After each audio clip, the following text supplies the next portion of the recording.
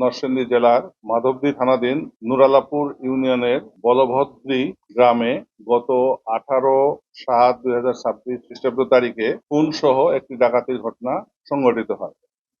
এই ঘটনায় ভিকটিমের ভাই মোহাম্মদ মনির হোসেন বাদী হয়ে 19/7/2026 খ্রিস্টাব্দে খুন সহ হত্যা মামলা মাধবদী থানায় রুজু করেন। এবং আপনারা জানেন যে এটি একটি চাঞ্চল্যকর ঘটনা ছিল। ঘটনা ঘটার সঙ্গে সঙ্গে ঊর্ধ্বতন কর্তৃপক্ষের নির্দেশে সহ ডিআইজি স্যার সহ সবার দিক নির্দেশনায় আমি তাৎক্ষণিকভাবে ঘটনাস্থল আমার সহকর্মীদের নিয়ে পরিদর্শন করি এবং এই ঘটনা উদ্ঘাটনের লক্ষ্যে মাধবদী থানা পুলিশের পাশাপাশি ডিবির সমন্বয়ে দুইটি চৌকস তদন্ত দল আমি গঠন করে দিই। তারা গত 9 দিন যাবৎ নিরলসভাবে পরিশ্রম করে নারায়ণগঞ্জ, গাজীপুর, ঢাকা এবং নরসিংদী জেলার মাধবদী থানার বিভিন্ন এলাকা থেকে সেই ডাকাতি এবং খুনের ঘটনার সাথে জড়িত মোট 7 জন আসামিকে আমরা গ্রেপ্তার করতে সক্ষম হয় এবং এই 7 জন আসামি আমাদের কাছে প্রাথমিক জিজ্ঞাসাবাদে ঘটনার সাথে নিজেকে জড়িয়ে তারা স্বীকারোক্তি দিয়েছে।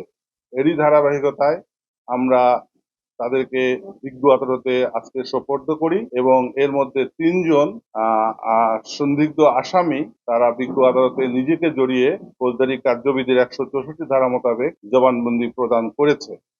আপনারা জানেন যে এই যাদেরকে আমরা ইতিমধ্যে গ্রেপ্তার করেছি তারা প্রত্যেকেই পেশাদার চোর, ডাকাত, মাদক কারবারি। তাদের বিরুদ্ধে এই ধরনের মামলা রয়েছে। বাংলা কিউআর যেখানে নগদ পেমেন্ট সেখানে সারা দেশে 10 লাখেরও বেশি মার্চেন্টে নগদে পেমেন্ট করুন খুব সহজে। এর মধ্যে এমনও রয়েছে একজন আসামি রয়েছে রোমান, তার বিরুদ্ধে একটি খুনের মামলা রয়েছে ইতিপূর্বে, ডাকাতির 9টি মামলা রয়েছে এবং মাদকের একটি মামলা রয়েছে।